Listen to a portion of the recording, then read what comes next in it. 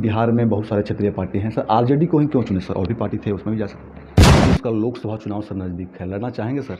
अपने पार्टी के नेतृत्व के निर्णय का पालन करूंगा। नमस्कार, मैं रोहित, आप देख रहे हैं बिहारी कलम। अभी हम सेवानिवृत्त आईपीएस करुणा सागर जी के पास हैं। सर, सबसे पहले आपका बिहारी कलम पे स्वागत है सर। बहुत बहुत धन्यवाद रोहित जी, बहुत बहुत। सर, आपका राजनीतिक सफ़र शुरुआत हो चुका है सर। आप सर, चूँकि बिहार में बहुत सारे क्षेत्रीय पार्टी हैं सर, आरजेडी को ही क्यों चुने सर? और भी पार्टी थे उसमें भी जा सकते। देखिए, जब मेरे शुभचिंतकों ने, मित्रों ने और जहानाबाद अरवल के जो इंटेलेक्चुअल्स हैं, उन्होंने कहा कि मुझे राजनीति में आना चाहिए, तो आरजेडी मेरी पहली चॉइस थी और ये मेरी अंतिम चॉइस भी है।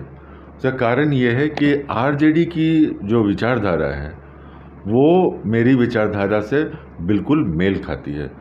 हमने जो पढ़ाई लिखाई किया, एक प्रोग्रेसिव सोच है मेरी। मैं इतिहास का विद्यार्थी हूँ, समाजशास्त्र हमने पढ़ा है। तो फिर उसके बाद जब हमने नौकरी की तो दोनों दौर में हमने सामाजिक न्याय, जो समाज को ज़रूरत है, उसकी ज़रूरत को महसूस किया। और सामाजिक न्याय का मुहिम आरजेडी अपने शुरुआत से कर रही है। आदरणीय लालू प्रसाद यादव जी के नेतृत्व में एक, अगर बिहार में सामाजिक न्याय का एक सबसे बड़ा धड़ा था तो वो आरजेडी था।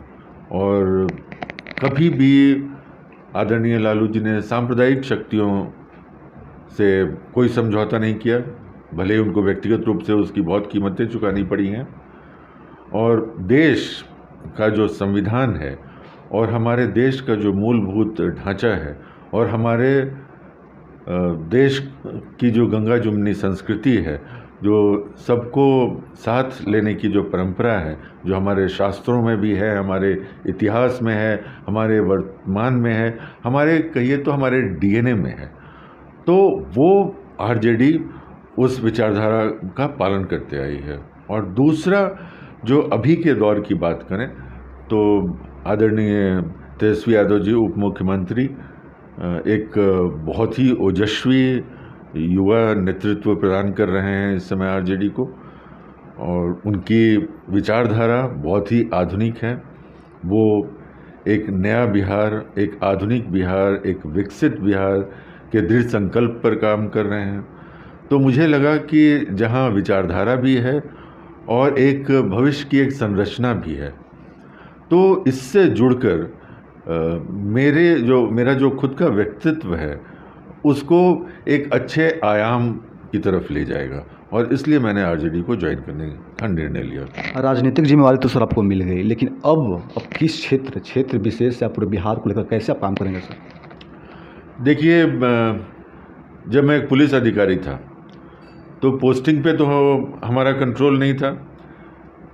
पोस्टिंग ऑर्डर आया और उस जहाँ भी जो भी पोस्ट मिला वहाँ जाके ज्वाइन किए, फिर वहाँ जाकर अध्ययन किए कि यहाँ पर क्या समस्याएं हैं, यहाँ पर क्या अपेक्षा है, लोगों के लिए क्या किया जा सकता है, और फिर हमने काम किया। तो उसी तरह से हमने जब राजनीति ज्वाइन किया है और आरजेडी की विचारधारा से और आरजेडी का भविष्य का जो विज़न है उसको मद्देनज़र रखते हुए हमने ज्वाइन किया है।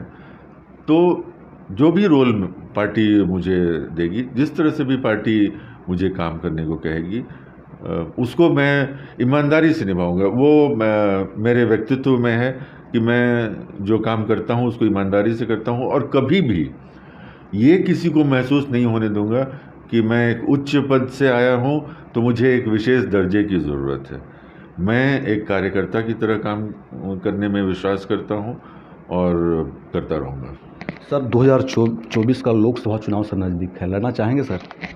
मैंने आपको कहा ना कि बिल्कुल पार्टी का निर्णय होगा कि मैं क्या करूँगा।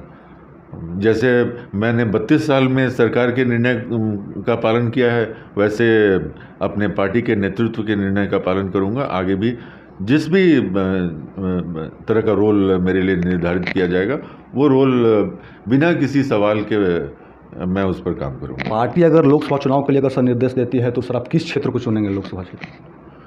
देखिए, पार्टी और चुनाव ये ऐसी चीज़ है कि इसके बारे में कहना बहुत मुश्किल है, क्योंकि महागठबंधन है, गठबंधन की अपनी इश्यूज़ होते हैं, और कौन कहाँ से लड़ेगा, कितने सीट पे कौन लड़ेगा, कौन कहाँ जाएगा, ये सब बिल्कुल पार्टी की जिम्मेवारी है। और पहले तो अभी इस समय कोई चुनाव, मुझे तो किसी ने चुनाव लड़ने के लिए कहा नहीं है, तो मतलब पार्टी का जो दिशा निर्देश होगा उसी पे हमको काम करना है ना सर? बिल्कुल। एक जैसे मैं सिपाही रहा हूँ, तो पहले सरकार का सिपाही था, आज पार्टी का एक सिपाही हूँ।